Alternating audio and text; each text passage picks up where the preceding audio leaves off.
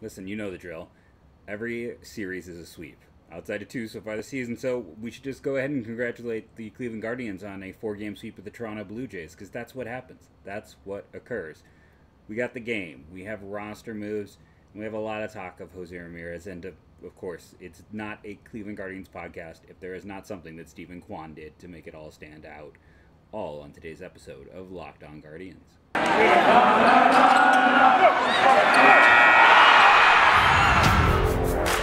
You are Locked On Guardians, your daily podcast on the Cleveland Guardians, part of the Locked On Podcast Network, your team every day.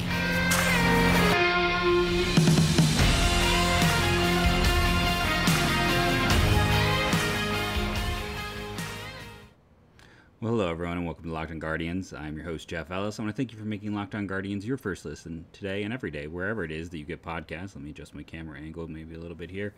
I also want to take a moment and introduce myself. If this is your first episode, still didn't put the pennant back up. Well, I'm going to pause. If you are watching at home, you'll do the pause, fix.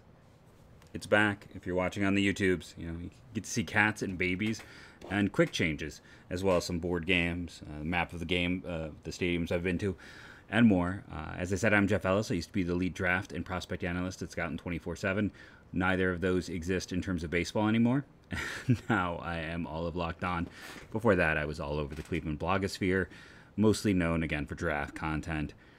So on today's show, we're going to try to do draft content in segment 3, because I didn't have an opportunity to do it this week because we had the great interview with Hunter Gaddis on Wednesday. Make sure to go check that out. I'm really proud of the fact that, like, going through the data, looking at him and looking at, like, not pitcher build, but just performance and pitch mix, how much he does remind me of Eli Morgan, even though diametrically they are 100% different in build.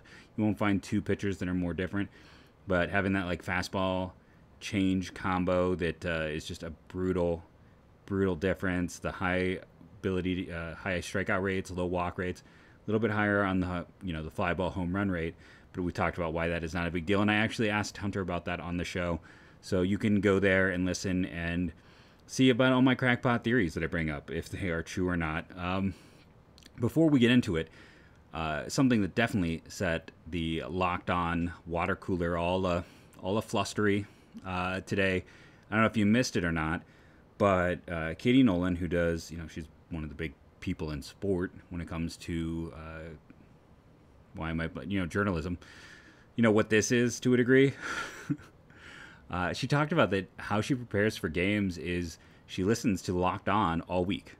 She uses this as her way to prepare for the matchups that she has to cover as a journalist. So when the Guardians are going to be on the Friday night game, which with the way they're playing, with some of the young, with Jose Ramirez being as good as he is, and Stephen Kwan doing what he's doing, they're bringing more eyes to this team than I think was expected. So when they are on, when you're listening, hey, you can also know you're listening with one of the big names in terms of journalism and someone who's going to announce the Guardians games. So that's kind of a fun thing. That definitely made us all it was definitely a big S word. Let's keep it family friendly. It was definitely a moment of excitement in that group. Let's talk about the Jose stuff first. So, everything came out that, like, Jose Ramirez, like, his agent said, they can't give you what you're worth, to which he's like, I don't care, essentially.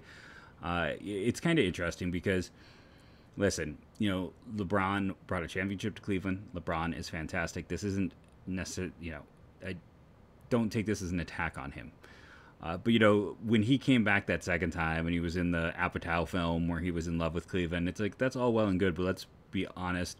LeBron is incredibly intelligent, calculating, and he came to Cleveland because it was his best chance to win as that Miami club was starting to implode. He made a smart, cagey move. It was also a move that helped on multiple levels with everything else he wanted to do. He's always been a very smart human being. I don't know. I absolutely think he's fond of Cleveland. I don't think I don't think he loves it the way Jose does. And again, this isn't to credit on him. I just think, I was thinking about that character and all the things about, a line about is she or Cleveland, and I'm like, no, that actually applies to Jose. That was a line in a movie where LeBron played a hyper sensationalized version of himself, And again, I think he has a lot of love for the Northeast Ohio. I'm not saying that. But Jose is the person who's like, no, I just never want to leave. And he did. He's like, there's not a big difference in my life between 150 and 200 million, which I mean, I know there's a lot of people out there who thought that was a dumb statement. But it's like, if you're not going to spend that extra 50 million, and I talked about it on this very show, I make now as an educator significantly more than when I made in Ohio when I taught in a very a low-income district. I would give that up to teach in that district again if I could, because that district was amazing. The people there were amazing, and there's comfort is something you can't put a price on, right? If you feel comfortable and it cuts down on your stress, and you just know that you live a happy life, why do you want to mess with it? Is sometimes how it is for a lot of people, right? And that's how it was for Jose. It's very clear that he loves Cleveland. He loves the idea of playing with one organization his entire life, being a Hall of Famer with one organization. This is a place that the only parts in that thing where I was like, I'm not criticizing Jose, but I don't know if I want to say I didn't love, but the things that stood out in terms of it was just him talking about, like, he wasn't a big prospect and Cleveland gave him a chance and Cleveland brought him up to the majors, and just being thankful for those chances. And those are the only parts where I'm like, no, they should be thankful to you for having those chances to add you. You shouldn't be thankful for them for the opportunities. They should be thankful for having given you those opportunities. But at the end of the day, like I said, you can't put a price on what makes you comfortable and what makes you happy. And we should be thankful that Jose loves Cleveland that much. We talked about, like, this is where his daughter was born. This is where, like, his family has set roots. This is where he is comfortable, and he has no interest playing anywhere else. And I mean, just be happy about that. Like, the only reason Jose is here is because Jose loves the city so much. Like, Jose should be, I had someone, and I should pull up the Twitter and look, who's like, he should be on the Sherman-Williams wall. It's like, he should be there permanently. Like, he should have a statue outside ready to go. He should be the face of Cleveland sports. He loves it so much he took less money to stay. He is, a big advocate for the city. And he's also the best player in Cleveland. I mean, we don't have anyone else who's a perennial MVP candidate. Myles Garrett's a perennial defensive player of the year candidate, but there's not really anyone else who you look at and you say, this guy's going to win an MVP or be in the MVP discussion 4 or 5 years in a row. He's the top athlete, top performer in this city, and I mean, he put his money where his mouth is in terms of how much he loves Cleveland. Just appreciate Jose. He's going to reset some record books. He's going to be one of the greatest players in modern history. When he retires, he's going to be the greatest third baseman to ever play for the Cleveland Guardians.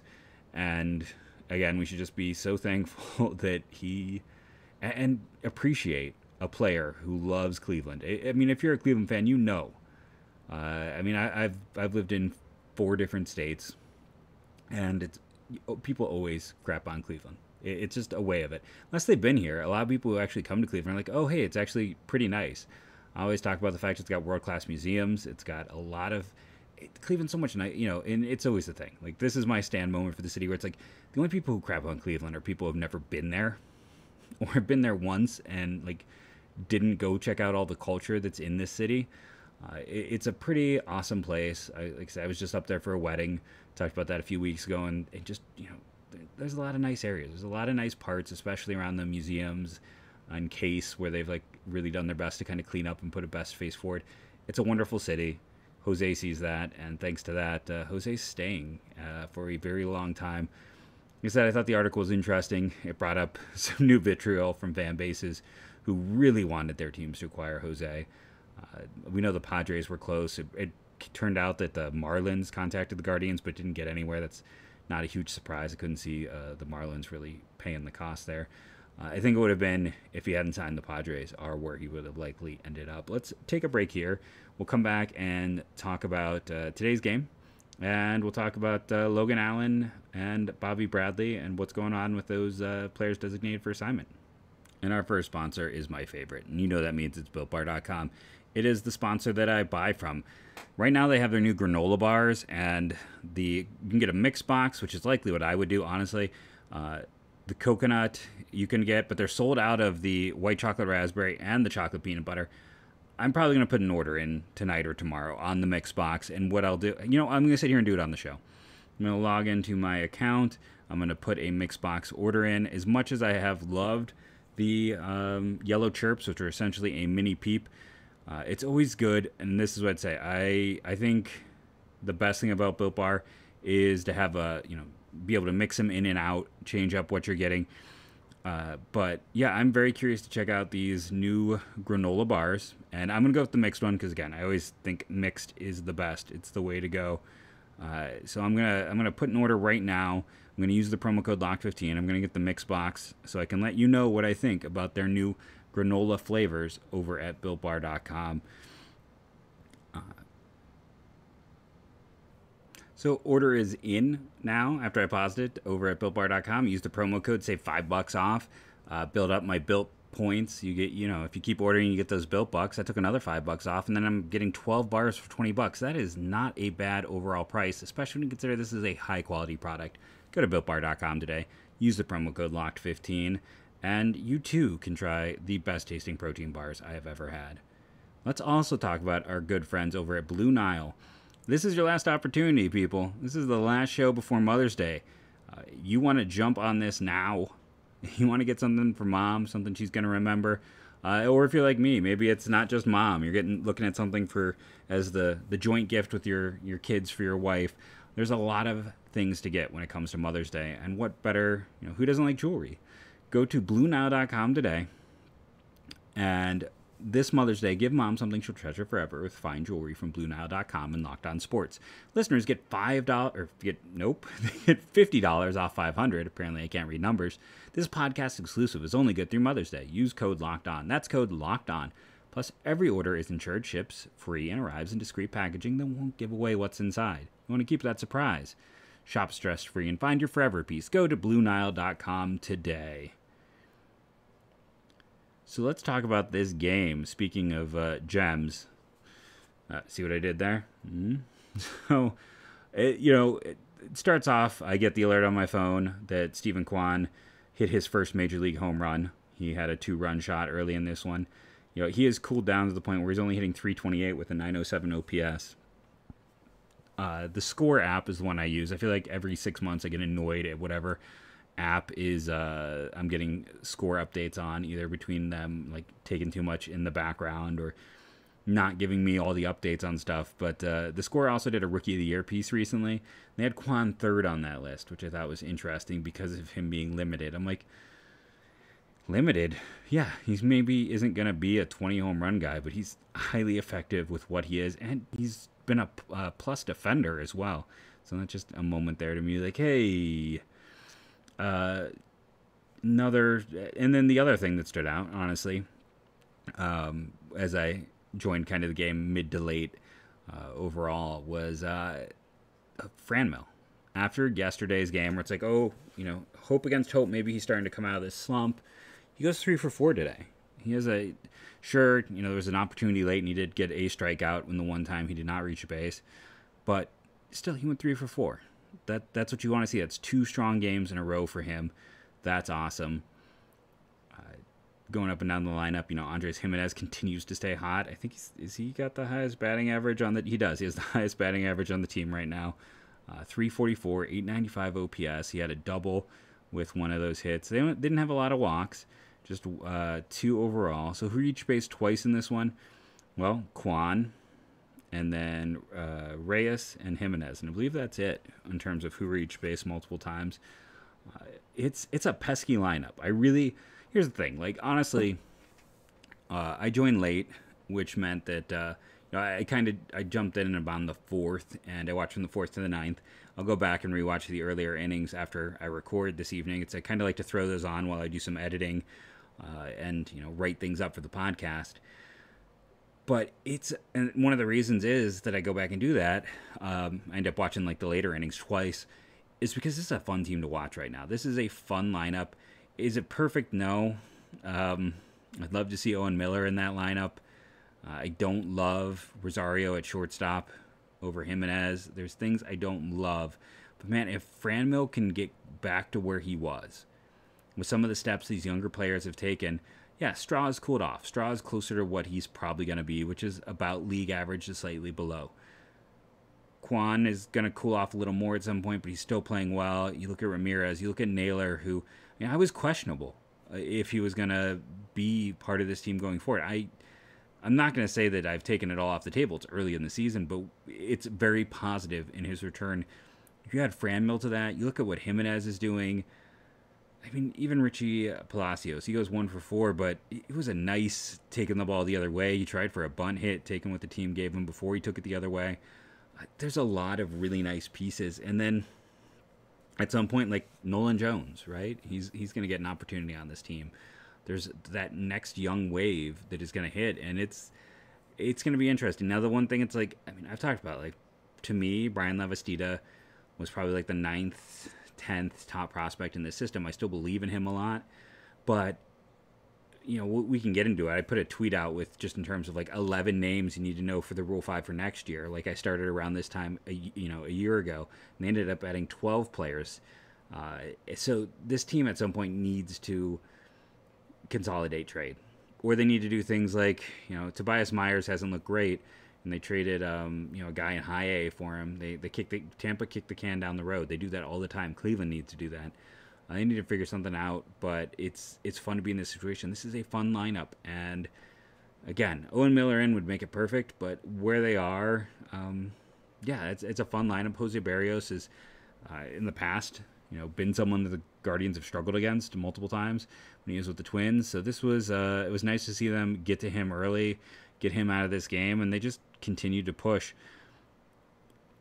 Let's do the box score, figure out who wasn't, over or underperformed.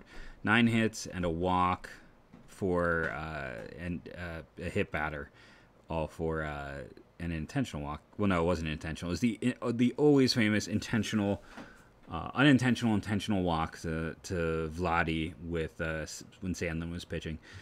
So then that was the only walk. He also got hit. So they had 11 opportunities and they got 5 runs. That's a high rate of runs. We talked about it's closer to normally about a 3-1, but they also had 2 home runs and 2 doubles, 9 hits, but 4 of them for extra bases. Cleveland had 11 hits and 2 walks. That's 13 opportunities. So that's, getting 6 on 13 is also really good, especially when you consider the fact, they had they had the Kwan home run and 2 doubles. So they had 1 less extra base hit. But yeah, it was a strong performance. Your 3 stars in this one, you're going to give 1 to Kwan for his performance coming in and what he did. You give 1 to Franmil for a 3-hit game for sure. And I think I give the other one to Andres for 2 hits and one of them being an extra base hit. Savale, 4 2/3, 6 hits, no walks, 4 earned runs, 8 strikeouts, 1 home run. Sandlin gave up a solo shot and then had some control issues. It was not, and that's the thing, like, it's weird to look at that and be like, he got a hold. He gave up an inherited run to Savale, and then he gave up a home run. But that's why holds are such a chunk stat. Brian Shaw, I have that axe to grind, but he's great. And then Clase just, people always stress about closers, and none of them are perfect, but he's really good.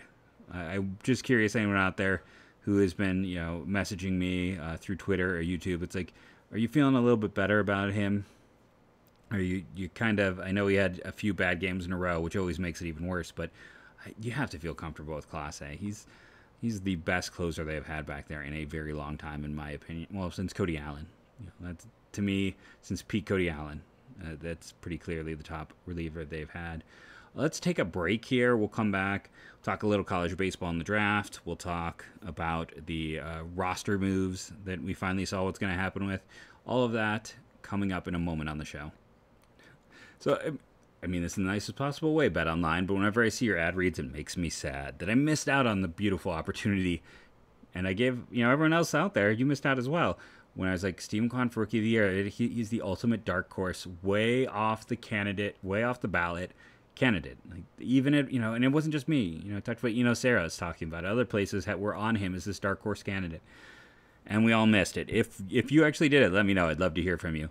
And I expect a 10% cut on your wit. I'm kidding. Go to betonline.net, your number one source for all of your betting stats and sports info. Find all the latest sports developments, league reviews, news, including this year's basketball playoffs, Major League Baseball, this weekend's Run to the Roses, as the Kentucky Derby is back. BetOnline is your continued source for all of your sports wagering information, from live betting to playoffs, esports, and more. Head to the website today or use your mobile device to learn more about the trends in action. BetOnline, where the game starts. And if you do win an obscene amount of money, thanks to my advice on Stephen Kwan, again, I don't expect any of a cutback, but I do expect you to go subscribe over on YouTube and whatever your podcast service is. Remember to leave a review as well. That's the deal with that. You have to subscribe on everything if I made you an obscene amount of money. I think that's fair.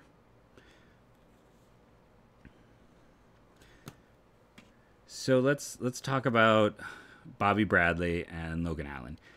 As I talked about on this very show, I said that Allen would likely get claimed because lefties live forever. Much like, flags fly forever, lefties fly forever. The Orioles claimed him. Means is having Tommy John surgery. They're kind of a mess. Not kind of, they are. They just haven't put things together. It was a big rebuild, but they're still, really far out.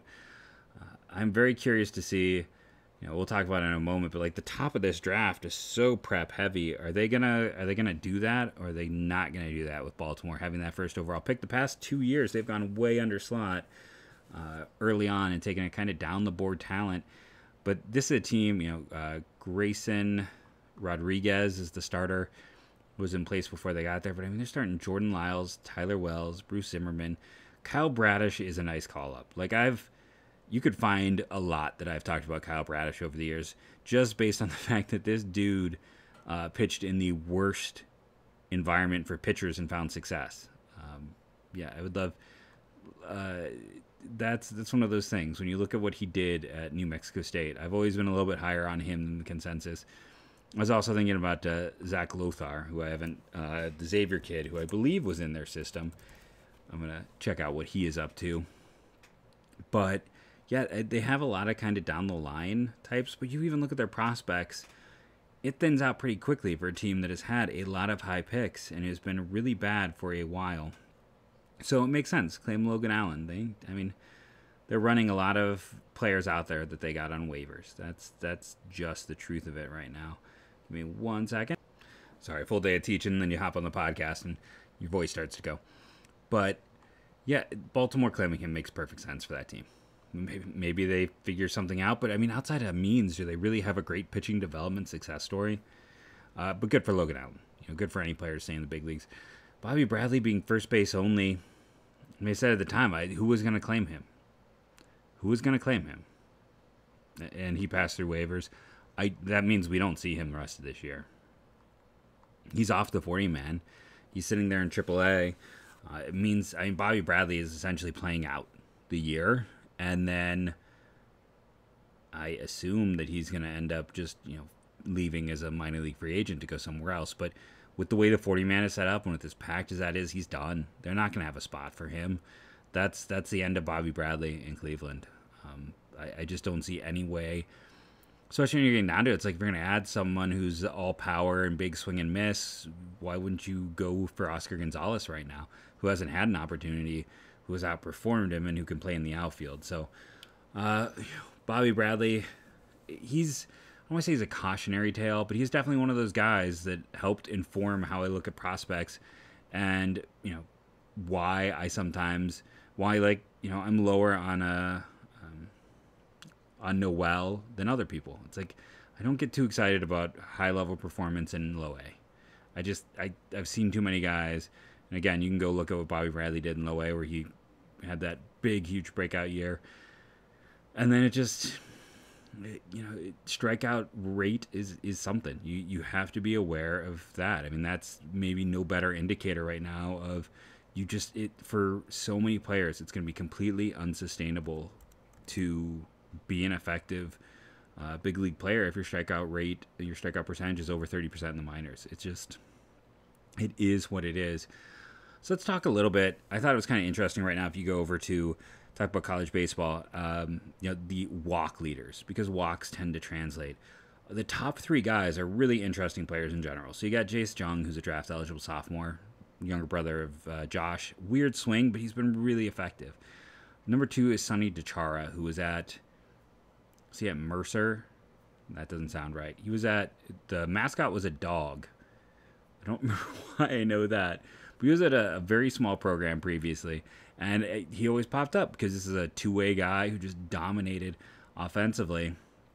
Fifth-year senior at Auburn, transferred in, and like again, he's old. He's a fifth-year senior. He is like 6'1", 240. Like he's gonna get the bad body things. I see, our friend over on Locked On Prospects, Lindsay, call him the Thick King, and it fits. But dude just continues to rake. Like he stepped in the SEC and has had no problems. I saw Keith Law put him in his top 100 prospects. I was like, I did not expect that. I just assumed his age and build would put him out of every model. But I think at the end of the day, it's interesting because, like, again, I looked at the Keith list very briefly. No Ben Metzinger, who I kept saying he was a catcher because he's listed there. He's played entirely third base this year. So let's do a little bit of a course correction on that statement from a few times. The catchers, by the way, are very interesting. You got Dalton Rushing, who is a catcher at Louisville, who could be a second-round pick. And then the other one, Jack Payton, younger brother of Mark Payton, former Guardians draft pick and Reds outfielder, who's not draft eligible. But Rushing will probably go round 2, maybe round 3. But yeah, no Metzinger, who's another like senior who's tearing up the ACC. No mention of the Hispanic Titanic, Andres Melendez. I assume because he plays in the SEC.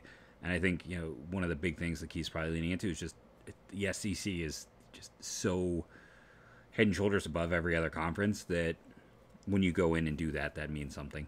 And then third is Jude Fabian, another senior. The interesting thing with Fabian is like he's really cut back that strikeout rate. He's a plus defender in center field. He's got plus power. He's walking at a high rate. With him having cut back his strikeouts while playing in the SEC, how much? And again, he's not turning 22 until July. Like he was a young for his class player all throughout. So it's not like he's that guy he's going to play his entire senior year at age 21. How high can he go? I feel like kind of the industry is a little lower on him. It's like above average, a plus defender in center field is first off. I mean, Bradley Zimmer, just because he can do that, is bouncing around. Is still in the league. This is a player who's performing at a high level in the top conference, third in the nation in walks, huge, plus power potential. I think Jude Fabian's going to be in my top 20 prospects for this class. When I just sit down and really hammer it out, I don't see how he can not be. And some people have him below like Dylan Beavers or Gavin Cross. I think I'd prefer him. I mean, considering me crazy right now, but I think he is a better defender in center than either of them. And yeah, I get it. He's not the batting average guy. Like that's your one concern, right? That he's never really. There's always been some contact issues, and that can be, that's kind of like having control issues for a pitcher. But that stands out. And then you have to talk about at this point, Kevin Parada is absolutely ridiculous. He's going to be probably a 40 grade catcher. He's got a bit of a weird swing as well, but leads the nation in home runs at 23 home runs in 45 games. He's going in the top 10 picks. He's the next Georgia catcher going in the top 10. I firmly believe he's going to go in the top 10 picks. After that, it's, do you like Susac or do you like Logan Tanner, the catcher? But it's still, you're going to have 3 catchers go in the top 20. I feel very confident 3 college catchers in the top 20. This home run list, after Parada, you have Melendez from Texas, we talked about, and Matt Courtney from Old Dominion.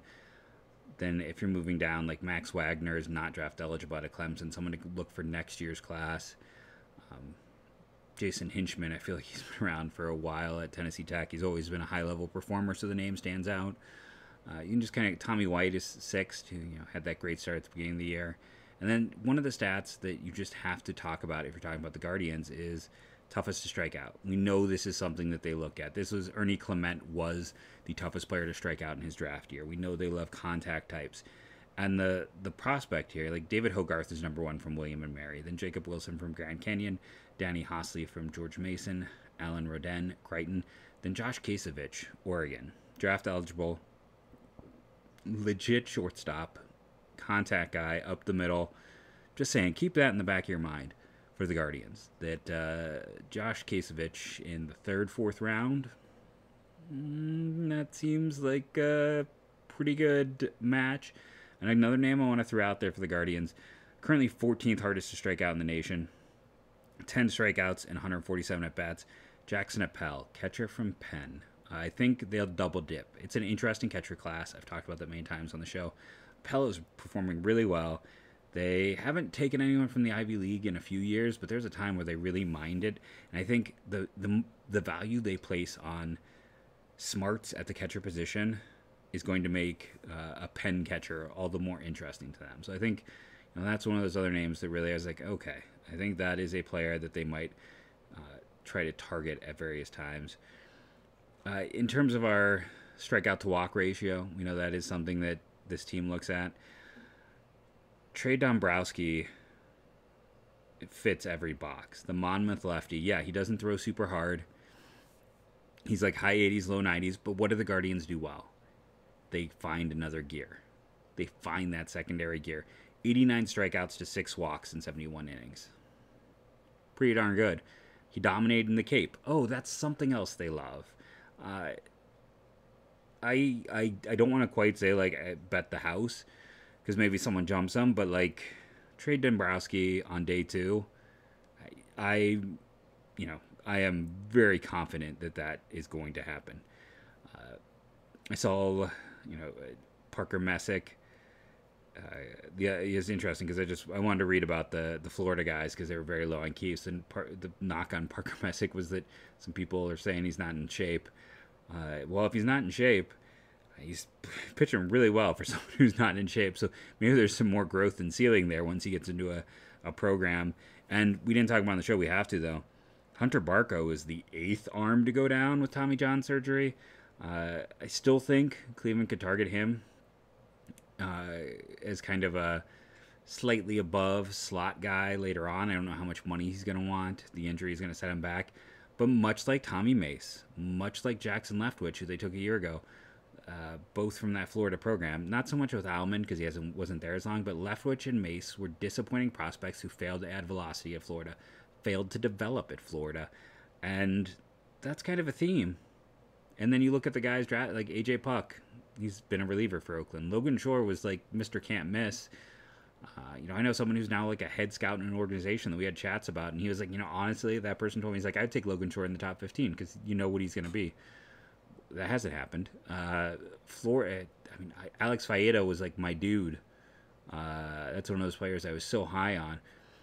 There's something weird there in terms of development. Guys aren't developing. They aren't progressing, and that's why I think the Guardians like that program.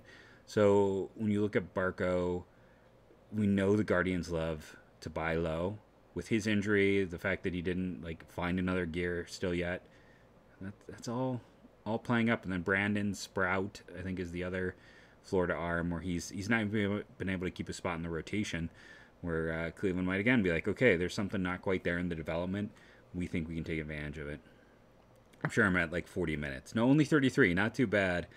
Those are just some of the stats players to talk about.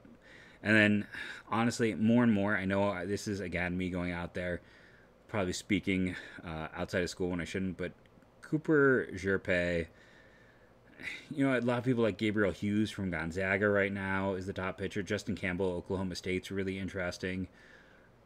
I'm quickly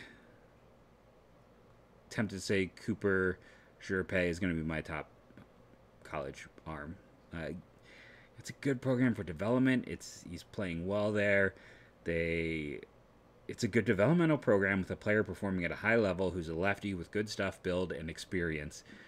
In a class where most of the top arms are hurt, yes, sign me up for that right now. Probably more low 20s for me, but I mean, I'm gonna have Brock Porter, Dylan Lesko in my top 20. Probably in the mid to late teens, because I don't like prep. I don't trust prep arms. I don't think I'm gonna have a pitcher in my top 10. I don't think I'm gonna have a pitcher in my top 15.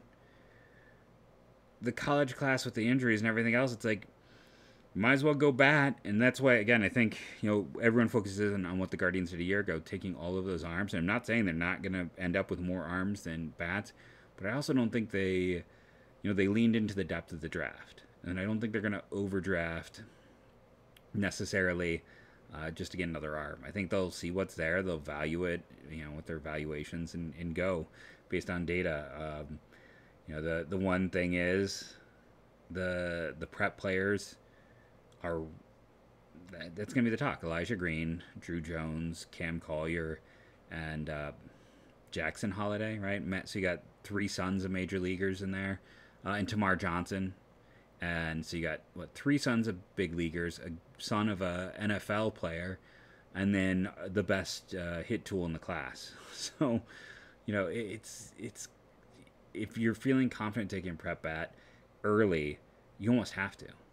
I mean, I really like Brooks Lee. He's about the only player you consider even remotely in that kind of top 5. But where else are you going to go? I mean, it's one of those things, like, I had Robert Moore, like, in my top 10 because it's like, doubt this guy what you will. And, he's undersized, but all he does is he's been awful. Caden Wallace, another Arkansas guy. It's like, okay, what is it with Arkansas and underperforming in your draft year? I just feel like who has performed well there? It's a brutal class right now. It is. I thought this was going to be a super deep, super interesting class, and it's interesting in terms of injured players. But we could legitimately get to the point where you look at this class where you could have Cam Collier, son of Lou Collier, Justin Crawford, son of Carl Crawford, Drew Jones, son of Andrew Jones, Jackson Holiday, son of Matt Holiday, Elijah Green, son of Eric Green. Those 5 sons of professional athletes all go in the top 10 because there's just not. The college class has had some players step forward, but not like. Brooks Lee is probably not going to be able to stick it short, and he's average power, and he's still the top college player in the class. No one else is. Brock Jones was supposed to be one of the contenders. Chase DeLauder. DeLauder broke something.